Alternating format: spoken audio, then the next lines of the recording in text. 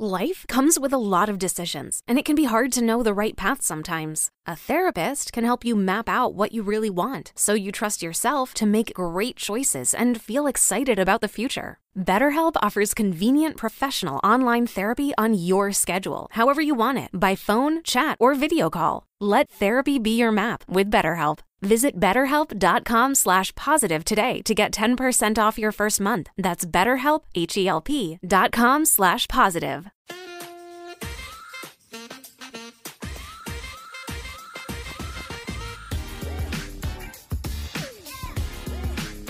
Welcome back in to Sports Daily here on KFH. Jake Ballbrock, Tommy Castor, Jad Chambers producing for us, manning that IHOP hotline. Tommy, the AfterShocks could not get it done last night, unfortunately. They were very competitive, I thought, in that game, much more so than the final score indicated. It did get away from them at the end. They just couldn't, they never really did in the tournament either.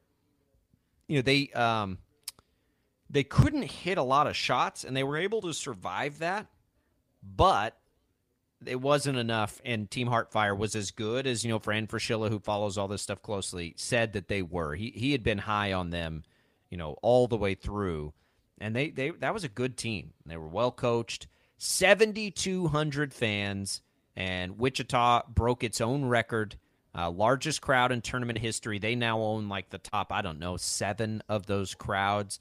7,200 fans gets me so excited for Shocker basketball, Tommy. It's what makes this tournament fun. If they played this tournament every year and all the same things existed and fans weren't showing up like this, it wouldn't be as much fun. Absolutely the best thing about it is that people show up and get into it. And that makes it fun. And, kudos to everybody for doing that. And shucks for the AfterShocks. They almost got back to that Final Four. And I think they'll continue to be there in the mix. And, hopefully so will KU and K-State as they continue to improve their rosters.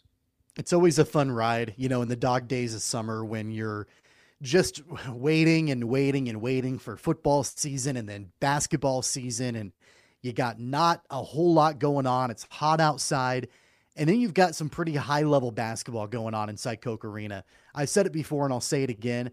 It took me a while to get into the TBT because I thought it was kind of a novelty at first. And the longer it's gone on, year in and year out, man, the more must-see TV it becomes. Being inside Koch Arena also is amazing. And watching not only the AfterShocks, but the other teams that, come in for the regional and just the fan support that's behind it. I mean, people get up for TBT, and that's awesome to see. The AfterShocks are 10-3 in their last 3 tournaments, which is incredible. Shout out to Zach Bush, head coach of the team. He's done a phenomenal job. You're right. Heartfire is really, really good. I didn't realize they're coached by LaFonso Ellis. And so that's pretty cool too. They were really, really good, and they forced a lot of turnovers on the AfterShocks.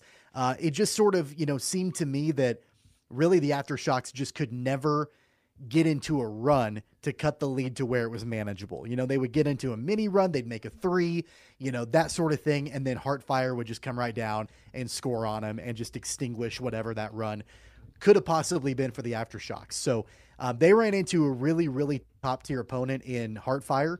But man, hats off to all of them.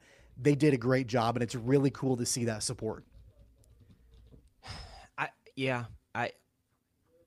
I thought they had a real good chance this year. I really did, and I wonder at what point they're going to have to sort of reset the roster to some degree. We'll see. But, TBT's in the books for all intents and purposes now. We probably won't pay a ton of it. Well, we won't here on this show. Like, we're not going to tell you about the Final Four now. But, good job. I love that in the summertime we get this. We were talking around the office, like, some of the guys were trying to like power rank Wichita sporting events and like where things line up. And, it was interesting to hear everybody's thoughts on where this comes in. I do think that people have begun to own it a little bit. I do think there's a little pride in these attendance records involved. It's all really cool. I think everything about it is cool. And, we'll keep, shouting from the rooftops the fact that we should keep the Elam ending and get this thing going the rest of the way. Just a real quick look around some headlines. There has been, I should say, interest in Shohei Ohtani. Teams are checking in. Man, we've got the trade deadline in 5 days. It's coming up. And it feels like we're going to have like 30 of these things all drop at once. It's really strange to me that we have not seen more from the trade world than we've seen so far. A lot of teams that you would think might be sellers, they all won yesterday. And so and some of these teams are right on the fence. Like, it depends on how the series go this week. And I know the Angels are one of those teams. They're in the wild card hunt right now. And so it wouldn't surprise me if they keep winning this week that they don't move Shohei Ohtani. And I think that there are other players. The Cubs are one of them that they've got Marcus Stroman. They've got Cody Bellinger that I think they're listening to offers on, but I don't know if they're going to be willing to move them. Like, there are a lot of teams that are right on that edge on being buyers or sellers. The teams that we know for sure are going to be sellers, the issue is a lot of them don't have quality players to trade. So I think it's going to be a really interesting trade deadline. I do too. I think it's going to stay a seller's market. And, we'll just have to see how much of a seller's market and if that could benefit the Royals. They do have, I think, at least two attractive pieces, relatively attractive pieces in Barlow and Hernandez. And probably, Tommy, the longer we wait, the more attractive those trade pieces become and the more valuable that they are. It wouldn't surprise me if Hernandez goes first. I think teams covet him.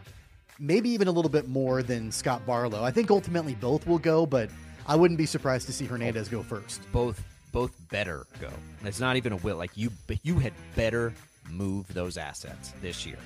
It's taken too long anyway. It has to happen now this year. 869-1240. We'll come back. We'll tell you what's on tap today when we return on Sports Day. Prairie Band Casino wants to know, how do you play? Are you...